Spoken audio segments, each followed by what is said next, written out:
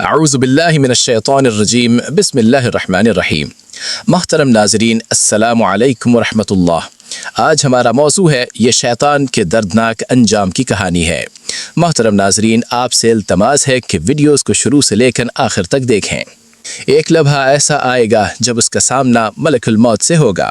وہ زمین پر بھاگے گا، آسمانوں کی وسعتوں میں دوڑے گا، اندھیروں میں چھپنے کی کوشش کرے گا، مگر تقدیر اسے گھسیٹ کر اس مقام تک لے آئے گی جس سے وہ ساری زندگی بچتا رہا۔ حضرت آدم علیہ السلام کے قبر کے پاس، اس ہستی کی مزار کے قریب جسے سجدہ کرنے سے اس نے انکار کیا تھا، اور وہیں اس کی کہانی اپنے انجام کو پہنچے گی۔ لیکن سوال یہ ہے کہ وہ اس انجام تک کیسے پہنچے گا؟ آپ دیکھ رہے ہیں بلاوا وائس۔ آج کی اس ویڈیو میں ہم یہ جاننے کی کوشش کریں گے کہ ابلیس حضرت موسیٰ علیہ السلام کے پاس کیوں گیا، اور حضرت موسیٰ علیہ السلام کے وصال کے بعد بھی شیطان ان کی قبر کی تلاش میں کیوں بھٹکتا رہا۔ ناظرین، یہ کوئی افسانہ نہیں بلکہ احادیث اور معتبر اسلامی روایات کی روشنی میں شیطان کے انجام کا ذکر ہے۔ اگر آپ اس طرح کی ویڈیوز پسند کرتے ہیں تو چینل کو سبسکرائب کریں، کامنٹس میں بتائیں کہ آپ کس ملک سے دیکھ رہے ہیں، اور ویڈیو کو ضرور لائک کریں۔ ناظرین، انسان کی تخلیق سے بہت پہلے زمین اپنی موجودہ حالت میں نہیں تھی۔ خشکی کی، پہاڑ تھے، سمندر تھے، مگر نظام اور سکون موجود نہیں تھا۔ وہ عظیم امانت جسے انسان کے سپرد کیا جانا تھا ابھی ظاہر نہیں ہوئی تھی۔ زمین خالی نہیں تھی بلکہ خون ریزی، آگ اور سرکشی سے بھری ہوئی تھی۔ اسلامی روایات کے مطابق جب اللہ تعالیٰ نے انسانوں کے لیے زمین کو سنوارنے کا ارادہ فرمایا تو اس سے پہلے بھی وہاں مخلوقات آباد تھیں۔ ان میں سب سے قدیم مخلوق جنات کی تھی۔ جنات آگ کے شعلے سے پیدا کیے گئے تھے۔ یہی وہ مخلوق ہے جسے آج ہم جن کہتے ہیں۔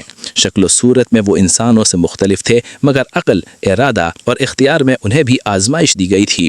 ان پر بھی احکام نازل ہوئے، انہیں بھی آزمایا گیا، اور ان کے اعمال کا حساب بھی مقرر تھا۔ جنات کی نسلیں زمین کے کونے کونے تک پھیل گئیں۔ بلند پہاڑوں کی چوٹیوں سے لے کر سمندروں کی گہرائیوں تک ان کی رہائش تھی۔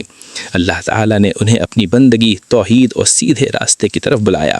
ان میں سے ایک جن جسے بعض روایات میں طاؤس کہا گیا ہے، اس دعوت کو قبول کرنے والوں میں شامل تھا۔ اس نے ایمان قبول کیا اور عبادت اختیار کی، مگر اکثریت نے انکار اور بغاوت کا راستہ چنا۔ بعض روایات جو ابن عربی سے منسوب کی جاتی ہیں بیان کرتی ہیں کہ ہزاروں برس تک جنات مختلف علاقوں میں عبادت کرتے رہے، لیکن وقت گزرنے کے ساتھ تکبر ان کے دلوں میں جگہ بنانے لگا۔ آہستہ آہستہ فساد پھیل گیا، خون بہنے لگا، طاقتور کمزوروں کو کچلنے لگے، اور آگ سے پیدا ہونے والی سختی نے رحم و کرم کو دبا دیا۔ غرور بڑھتا گیا اور اطاعت کم ہوتی گئی۔ زمین جو ذکر الہی سے آباد ہونی چاہیے تھی، بغاوت کا میدان بن گئی۔ روایات کے مطابق جنات نے آپس میں ہی نہیں بلکہ زمین کے نظام اور توازن کے خلاف ہی بغاوت کی۔ پہاڑ ہلائے گئے، توازن بگڑا، اور تخلیق کی ہم آہنگی متاثر ہوئی۔ اسی لمحے قدرت کا فیصلہ نازل ہوا۔ اللہ تعالیٰ نے آسمانوں سے فرشتوں کا ایک لشکر زمین کی طرف بھیجا، مگر یہ کوئی معمولی مہم نہیں تھی، یہ تطہیر تھی، یہ احتساب تھا۔ اس مہم کی قیادت ایک ایسی ہستی کے سپرد تھی جس کا نام اس وقت سب پر ظاہر نہیں تھا، مگر آسمانوں میں اس کا مقام بلند تھا۔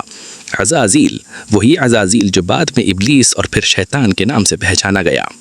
اس زمانے میں ابلیس کا ذکر فرشتوں کے ساتھ کیا جاتا تھا کیونکہ اس نے طویل عرصہ اطاعت اور عبادت میں گزارا تھا۔ وہ سجدہ گزار تھا، علم میں ممتاز تھا، اور اس مہم میں کامیاب رہا۔ فرشتوں کے ساتھ مل کر اس نے باقی جنات کا مقابلہ کیا، انہیں شکست دی۔ کچھ کو زمین کے پوشیدہ حصوں میں دھکیل دیا گیا، کچھ سمندروں کی گہرائیوں میں جا چھپے، اور کچھ دور دراز علاقوں میں منتشر کر دیے گئے۔ یوں زمین وقتی طور پر پرسکون ہو گئی، خون ریزی رک گئی، فساد رک گیا، اور نظام بحال ہو گیا۔ لیکن اصل خطرہ یہیں سے شروع ہوا، کیونکہ اس کامیابی نے ابلیس کے دل میں ایک خاموش بیج بو دیا، ایسا بیج جسے کسی نے نہیں دیکھا مگر اللہ تعالیٰ جانتا تھا، تکبر کا بیج۔ ابلیس خود کو صرف ایک سربا بردار بندہ نہیں سمجھتا تھا۔ اس کے دل میں خیال ابھرنے لگے، اگرچہ وہ زبان پر نہیں آئے تھے مگر جڑ پکڑ رہے تھے۔ میں نے کامیابی حاصل کی، میں نے زمین کو پاک کیا، میں برتر ہوں۔ ظاہری اطاعت باقی تھی مگر اخلاص میں دراڑ پڑ چکی تھی۔ اسی لیے انسان کی تخلیق کو یہ اتفاقی واقعہ نہیں تھی، انسان اس بگڑے ہوئے توازن کا جواب بن کر آنے والا تھا۔ جب اللہ تعالیٰ نے زمین پر ایک نئے خلیفے کی تخلیق کا ارادہ فرمایا تو فرشتوں نے عرض کیا، کیا تو ایسی مخلوق پیدا کرے گا جو زمین میں فساد کرے اور خون بہائے؟ یہ سوال جنات کے ماضی کی یاد سے پیدا ہوا تھا، کیونکہ زمین پہلے بھی یہ منظر دیکھ چکی تھی۔ اللہ تعالیٰ نے فرمایا، میں وہ جانتا ہوں جو تم نہیں جانتے۔ اسی جواب میں انسان کا راز بھی چھپا تھا اور ابلیس کے لیے ایک پوشیدہ حساب بھی، کیونکہ انسان کی پیدائش سے پہلے ہی آزمائش شروع ہو چکی تھی۔